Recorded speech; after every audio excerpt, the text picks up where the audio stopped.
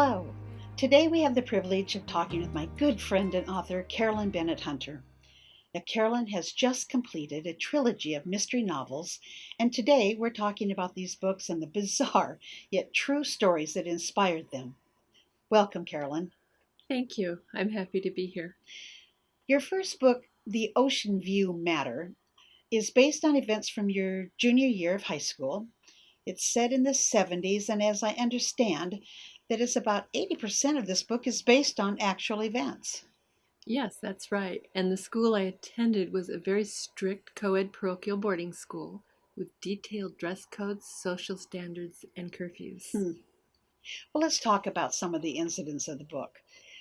There were some very strange things that happened in this mystery. You'll find twists and turns between staff members and then with students. And the school was extremely strict, as we talked about. And one thing in particular was co-ed time together. No hand-holding between members of the opposite sex was allowed, and co-ed activities were very closely monitored.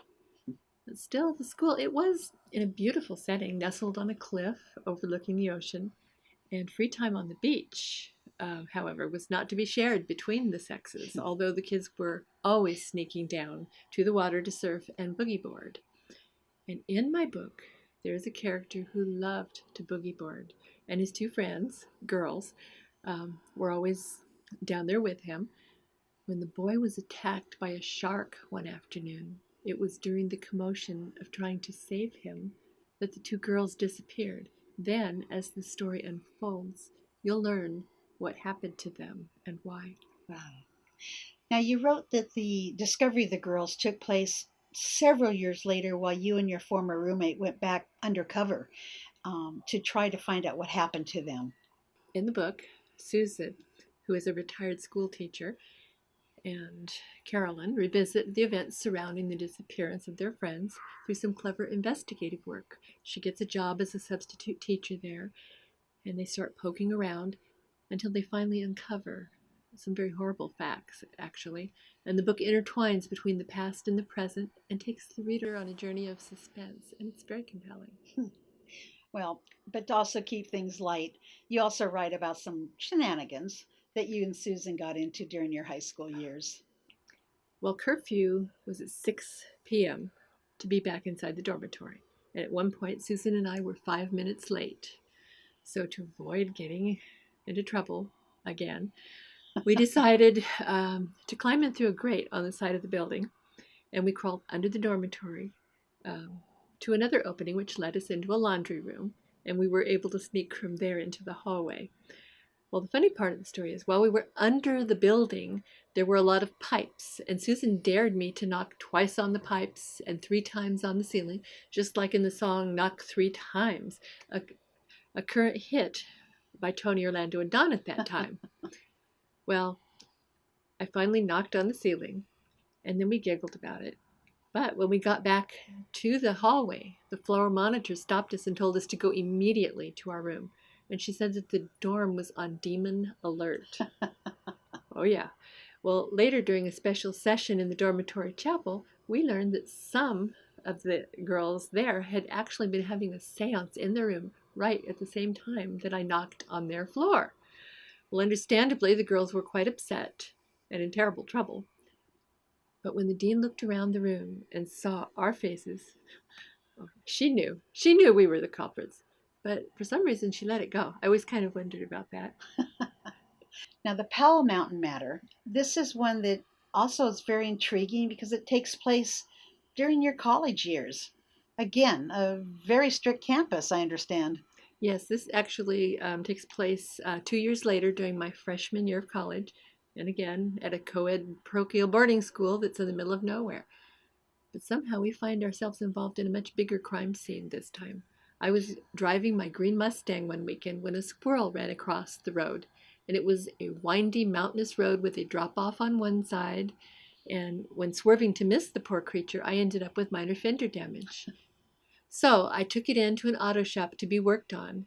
But it took weeks for the repairs to be made. And I couldn't understand why it took so long until I finally was told that my car had been the focal point of a murder investigation. Oh. Oh, yeah. A green Mustang was believed to be involved that matched my car's description. My car fit the bill, thus the delay. Well, near the school lived a man of color who was known as the local woodcutter, and he supplied wood to the school and the residents on the mountain. And he was a very kind, spiritual man, and many times he gave me and my roommate rides down the mountain into town, since my car was in the shop. And the nearest town, by the way, was a 45-minute ride one way.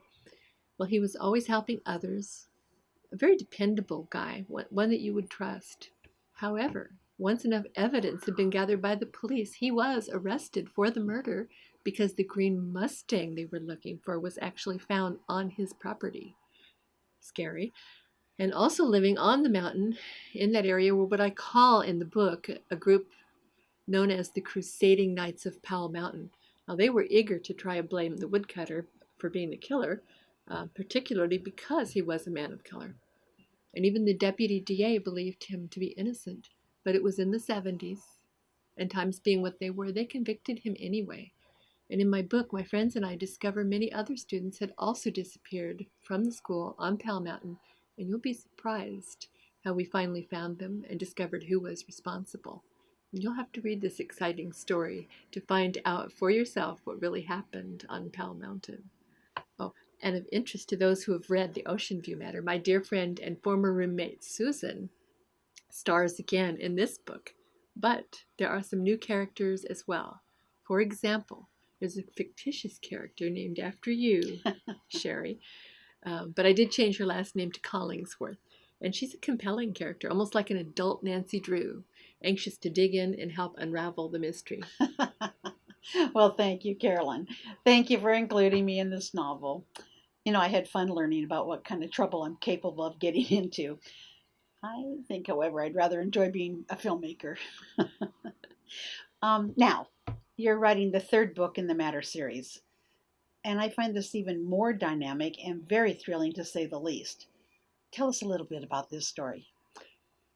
Well, the Killingham Matter, also based on events from my real life, by the way, it's about a young couple who hires a private investigator to find the young man's real father.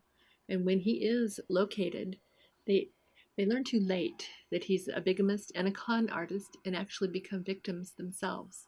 They learn more about the mystery behind the lighthouse and some closely guarded Killingham family secrets that ultimately do lead to tragedy.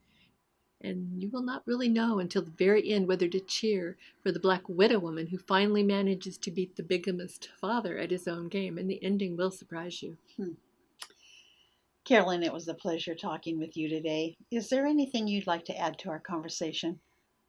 Yes, each book has taken on a life of its own, but I thank God for the opportunity to be a medium through which each of these stories is told, and I'm grateful to be blessed with this gift, and I don't take it for granted. I've been truly blessed with friends who are experts in areas where I needed explanation on how some things worked, so the information in my book could be accurate. I'm grateful for the many wonderful proofreaders who have spent countless hours and for their unique insights and the valuable suggestions that were made that were vital to the success of each book. And I'm particularly grateful to Liz Rogers for taking time from her busy schedule to film this YouTube video.